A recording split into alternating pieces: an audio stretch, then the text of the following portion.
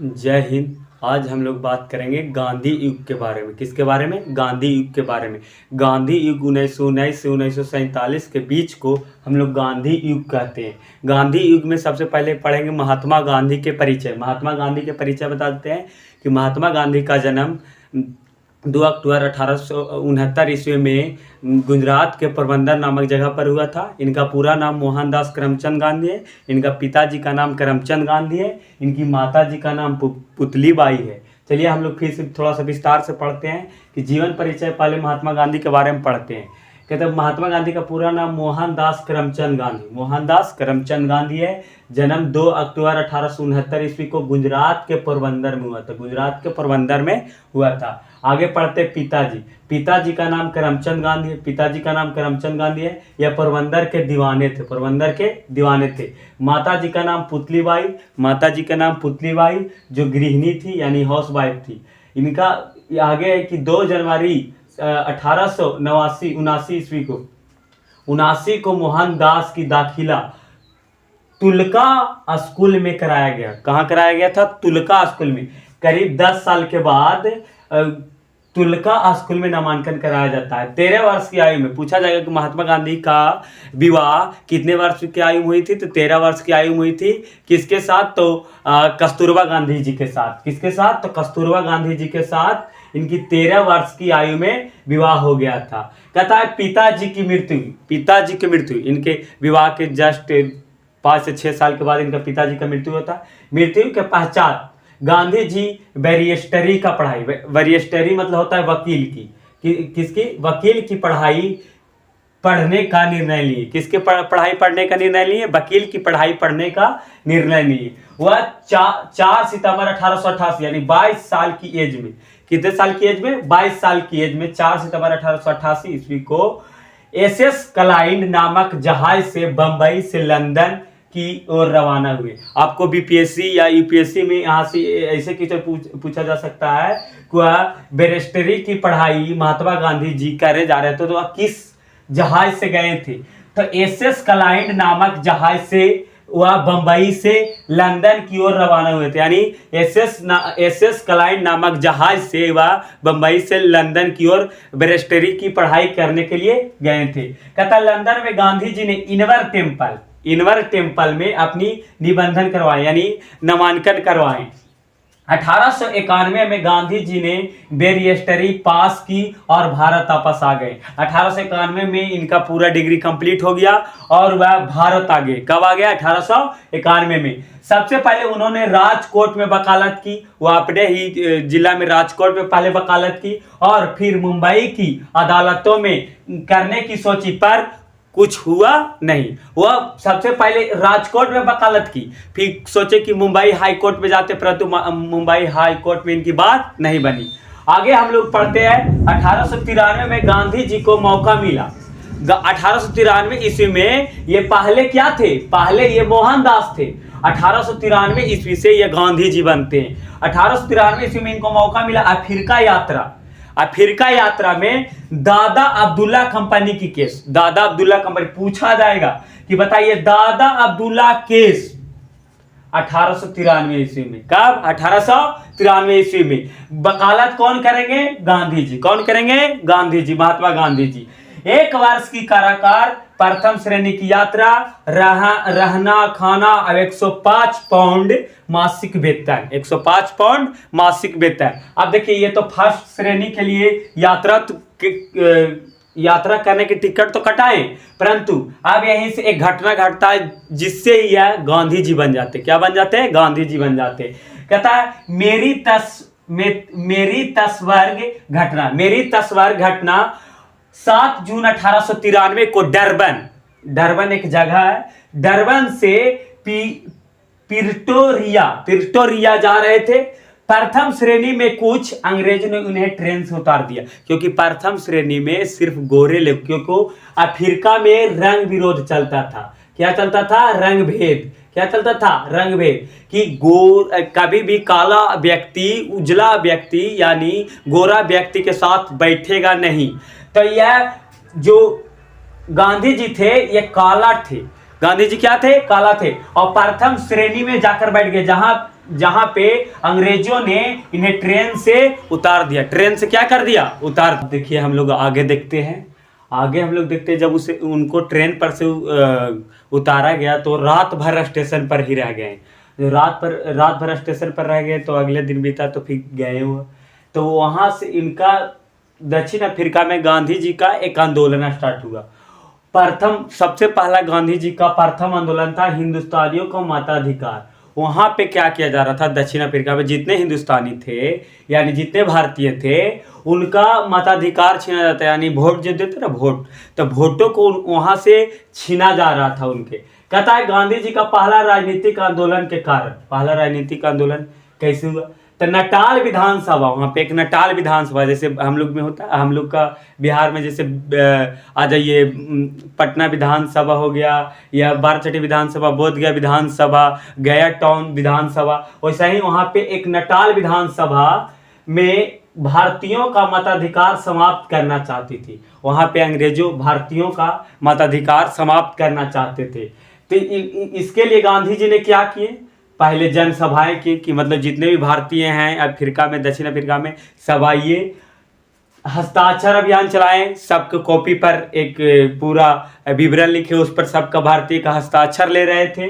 तीसरा, अधिकारों का बारे में बताएं। चौथा, समाचार पत्र पर खुलकर इसका विरोध किए कि ये मताधिकार, भारतीय का मताधिकार छीना नहीं जाए। आगे ये विधेयक पारित हो गई। उस अफ्रीका में उसे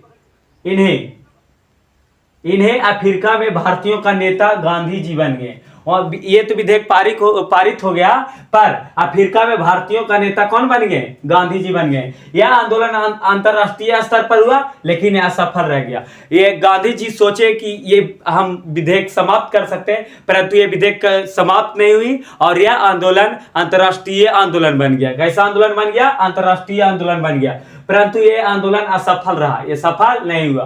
कहता है कि दादा अब्दुल्ला, अब ये सोचे कि अगर हमको यहाँ पे कुछ और करना है तो एक पार्टी बनाते हैं।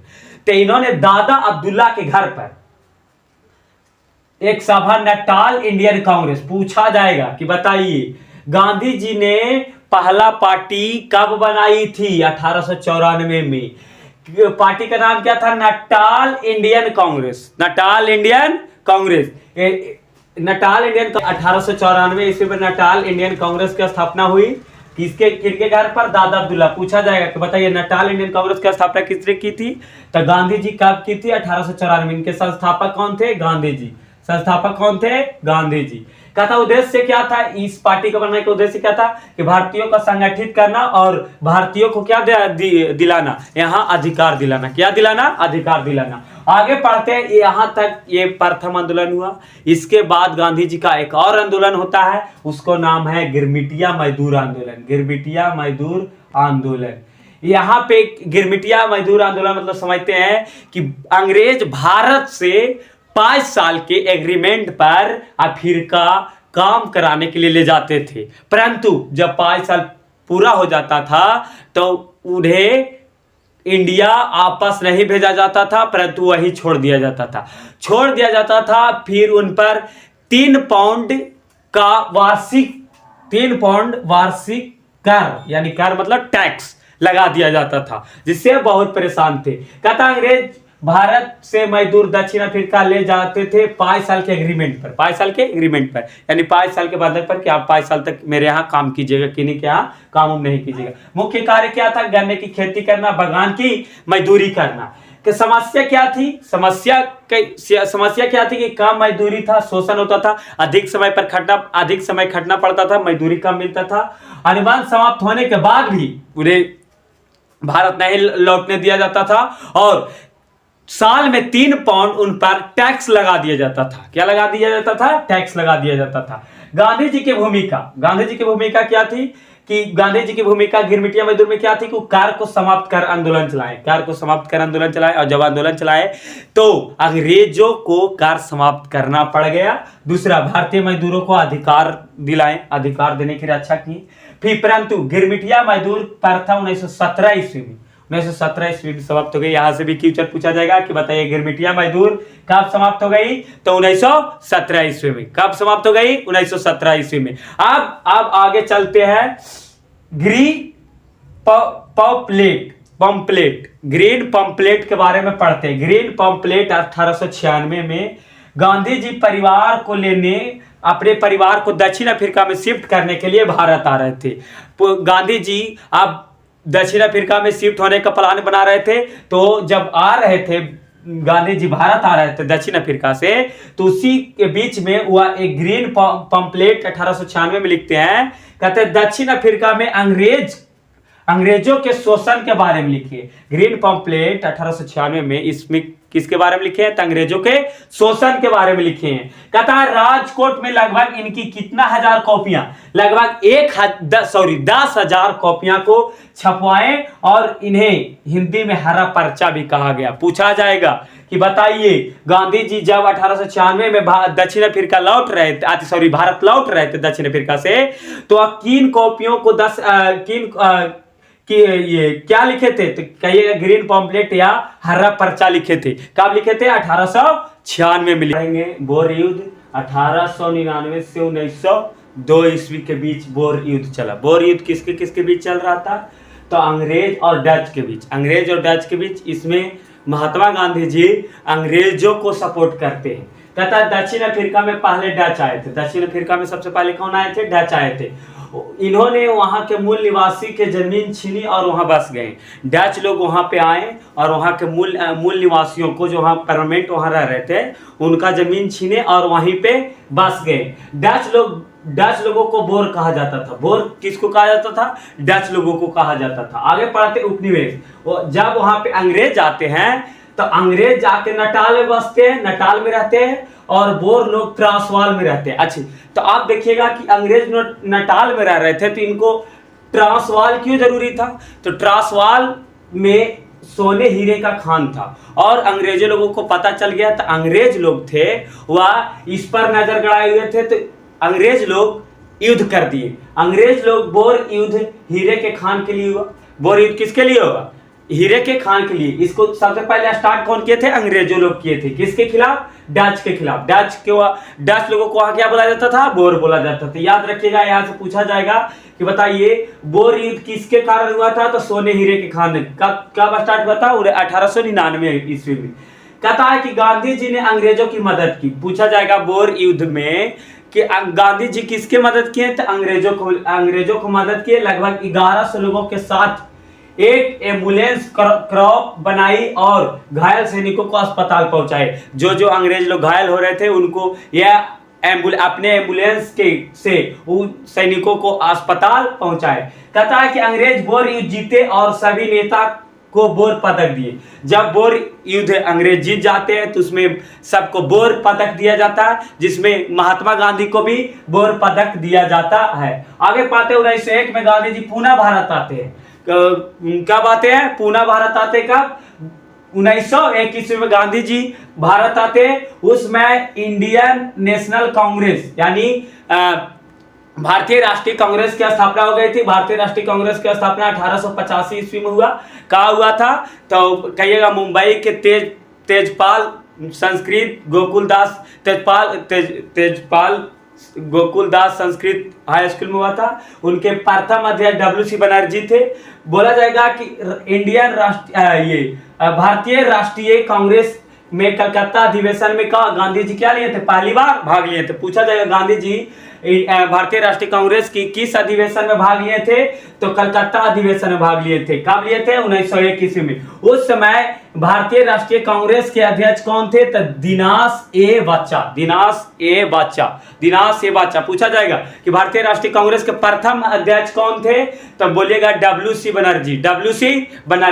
कहता है कि इनका महत्वपूर्ण मुलाकात किससे हुआ, गोपाल कृष्ण गोखले। यहीं से गांधी जी अपने राजनीतिक गुरु इन्हें माना जाता है, इन्हीं को मानते हैं। पूछा जाएगा कि गांधी जी का राजनीतिक गुरु कौन है, तो बोलिएगा गोपाल कृष्ण गोखले राजनीतिक गुरु, राजनीतिक गुरु किसके, किनके, तो गांधी जी के। गांधी जी के राजनीतिक गुरु कौन थे, तो बोलिएगा गोपाल कृष्ण गोखले।